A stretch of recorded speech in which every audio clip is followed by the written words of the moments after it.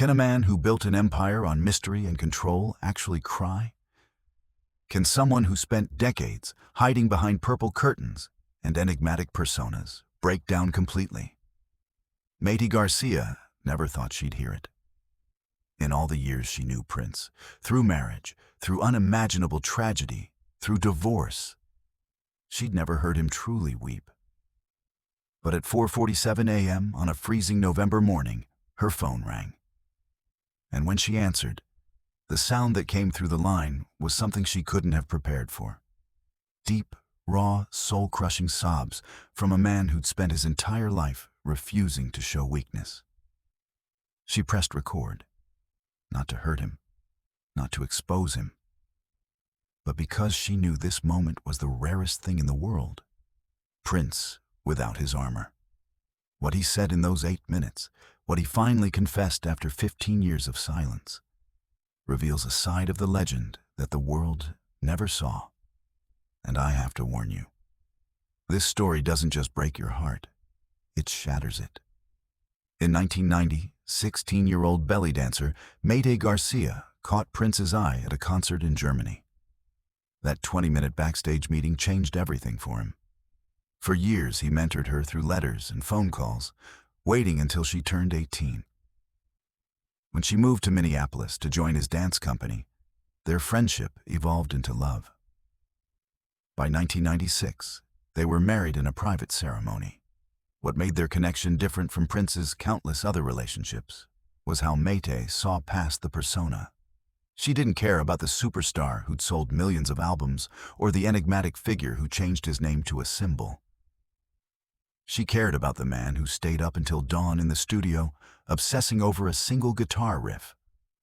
The man who talked about spirituality and reincarnation with genuine curiosity. The man who, despite projecting absolute confidence on stage, sometimes second-guessed his own genius in private moments. Prince had spent his entire career constructing walls. He controlled every interview, every photo, every public appearance. The mystery wasn't accidental, it was armor. And Mayte was the first person who made him want to take that armor off. Friends who'd known Prince for decades were stunned by the transformation. He smiled more, he laughed more. He talked about building a family, about having children, about creating a legacy beyond music. In October 1996, their son boy Gregory was born with Pfeiffer syndrome type 2. He lived for 7 days. Prince shut down completely, disappearing into the studio while Mayte held their dying baby alone. When their son died, Prince's response was to pretend it hadn't happened. He didn't want to talk about it. He didn't want to acknowledge it publicly. He wanted to seal that pain in a box and never open it again. The hospital became a mirror reflecting everything Prince feared most. Loss of control, public vulnerability, failure. He'd spent his life being exceptional at everything he touched. Music, performance, image control, he mastered it all. But he couldn't master this. He couldn't fix his son with talent or money or willpower. And that helplessness terrified him more than anything he'd ever experienced. Mayte would later describe those 7 days as existing in 2 separate realities. In one reality, she held her baby, sang to him, memorized the weight of him in her arms, the curve of his tiny fingers, the sound of his breathing. In the other reality, Prince paced studio hallways, made phone calls about upcoming projects, did anything to avoid sitting still with what was happening. They were going through the same tragedy in completely different universes. By 2000, they were divorced. 3 years of total silence followed. Over those 3 years, Prince tried calling her 47 times. Each time, fear stopped him before pressing send. Then one November night at 4:47 a.m., something broke. Prince's health was declining, pain medication blurred his walls, and the fear of dying without apologizing became unbearable. On the 48th attempt, he finally pressed call. 3,000 miles away, Mayte woke to her phone lighting up in the darkness. When she saw his name, her first thought was that someone had died. Her second thought was that maybe he was the one who was dying. Her third thought, the one that made her press record before she even answered, was that whatever was about to happen, it mattered. After 3 years of silence, Prince calling at 4:47 in the morning meant something had broken open. When Mayte answered the phone, she heard something she'd never heard in all the years she'd known Prince. The sound of a man completely breaking down. Not tears, but deep, gut-wrenching sobs that made it hard for him to speak. The kind of crying that comes from a place so deep that it's been locked away for years, and when it finally escapes, it's explosive. The first words out of Prince's mouth were barely intelligible through the sobbing. He was apologizing, saying he was sorry over and over. The words tumbling out in a rush, like if he didn't say them immediately, he'd lose his courage and hang up. Mayte, sitting in her darkened bedroom 3,000 miles away, felt her own eyes filling with tears. This was the conversation they should have had 15 years ago. This was the breakdown that should have happened in that hospital room, with their son between them. Prince talked about boy Gregory, about how seeing their son's face had terrified him so completely that he'd shut down every emotional response system he had. He admitted something he'd never said out loud, that he was a coward. That when Mayte needed him most, when their son needed him most, he'd run away. Not physically, he'd been there in body, but emotionally, he'd abandoned them both. And he'd spent every single day of the past 15 years knowing it and hating himself for it. He told Mayte that he thought about their son every day, that he'd see something, a father, with a child, a baby's laugh in a store, and it would hit him like a physical blow. That he'd written songs about boy Gregory that he'd never release because they were too raw, too honest, too painful. That he'd created an entire unreleased album processing his grief. But even creating it alone in the studio at 3 a.m., he couldn't bring himself to share it with anyone. Not even her. Especially not her, because sharing it would mean admitting he'd felt all this pain while pretending to her that he felt nothing. His voice broke as he described the unreleased album, how he'd titled it after boy Gregory, how every track was a letter to the son he'd never know, the conversations they'd never have, the moments they'd been robbed of. He'd recorded it in marathon sessions, sometimes playing for 12 hours straight, tears running down his face as his fingers moved across the keys. The music was raw in a way nothing he'd ever released had been. No metaphors, no clever wordplay, just pure, unfiltered grief. I couldn't let anyone hear it, he whispered to Mayte, because if I released it, I'd have to explain it. And if I explained it, I'd have to admit he existed. And if I admitted he existed, I'd have to admit he died. And if I admitted he died, I'd have to feel it. Really feel it.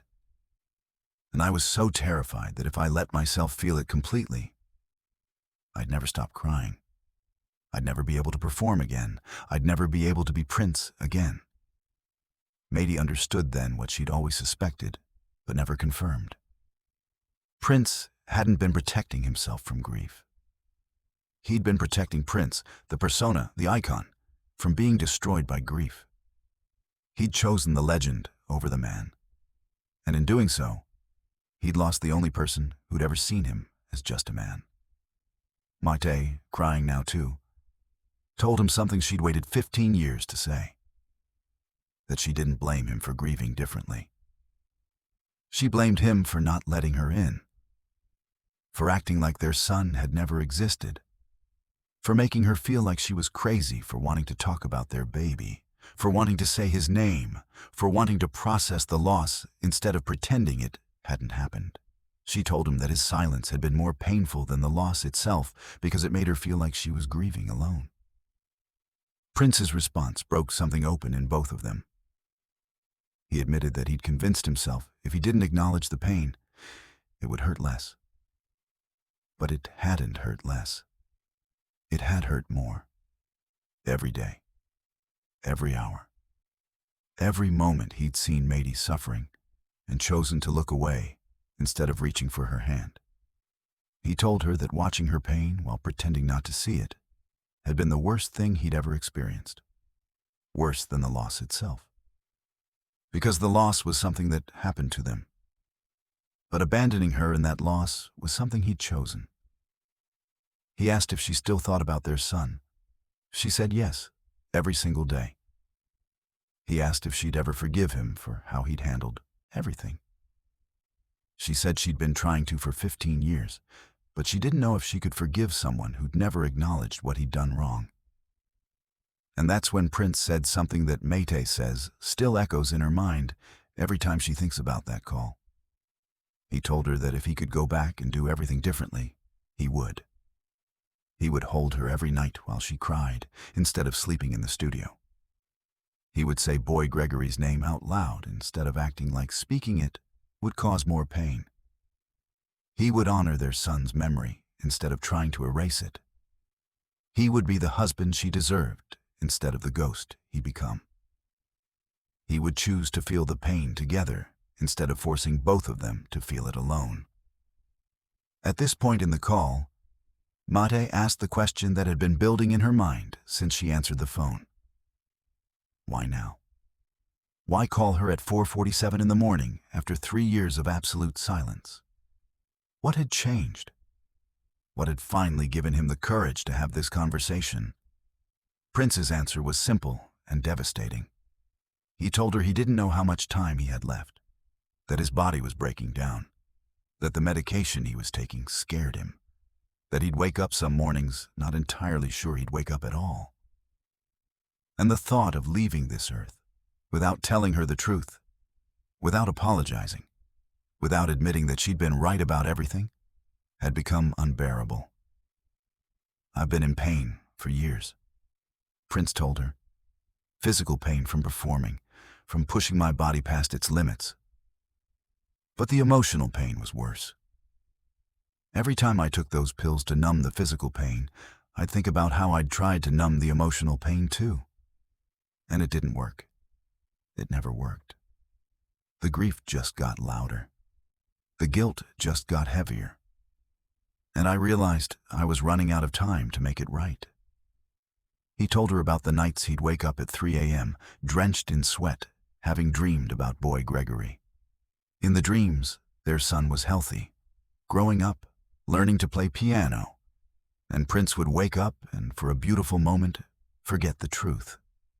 Then reality would crash back, and the loss would feel fresh all over again. Those dreams were a gift and a curse, he said, because they let me see what we lost, what I threw away by being too scared to grieve with you. He told her something that made Mayte's breath catch in her throat, that she was the only woman he'd ever truly loved, that every relationship he'd had after their divorce had been him trying to find what they'd once had and failing every time, that he'd compared every woman to her and found them all wanting, not because they weren't good enough, but because they weren't her. That he'd written dozens of songs about her that would never be released because they were too personal, too revealing, too honest about how much he'd lost when he'd lost her. And then he said the 3 words that changed everything. He told her he still loved her, that he'd never stopped, that he'd just forgotten how to show it, that somewhere in the process of trying not to feel pain, he'd lost the ability to feel joy too, and that losing her had been the confirmation of what he'd already feared, that his inability to be vulnerable, to be emotionally present, to be human instead of an icon, would cost him everything that actually mattered. Mayte sat in the darkness, phone pressed to her ear, listening to the man she'd once loved more than anything sob 3,000 miles away. And she realized something profound, that this call wasn't really about apologies or explanations. It was about Prince finally admitting that he was human, that he'd made catastrophic mistakes, that he'd let fear control him, that he'd prioritized his image, his control, his walls over the person he loved most. She didn't say she loved him too. She couldn't. Too much had happened. Too much time had passed. Too much pain had solidified into scar tissue that couldn't simply dissolve because of one phone call at 4:47 in the morning. But she said something that might have been more important. She told him she forgave him for all of it. For the silence. For the abandonment. For choosing his fear over their family.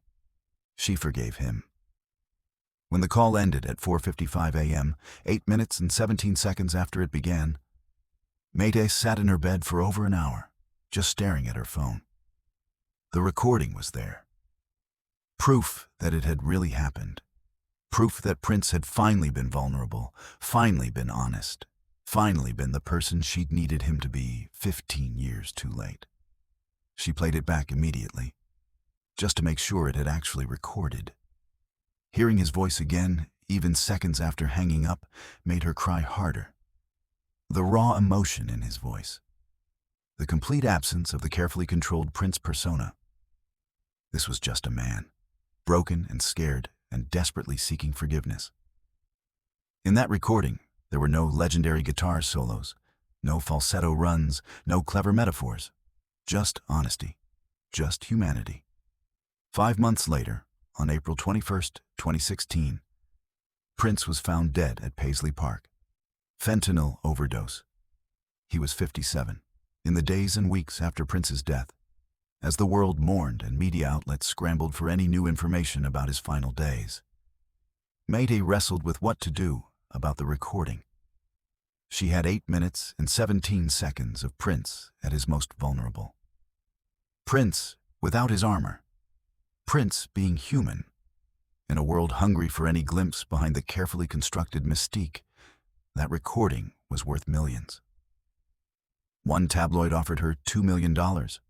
A documentary filmmaker offered $3 million. They wanted the raw emotion, the celebrity vulnerability, the insider access.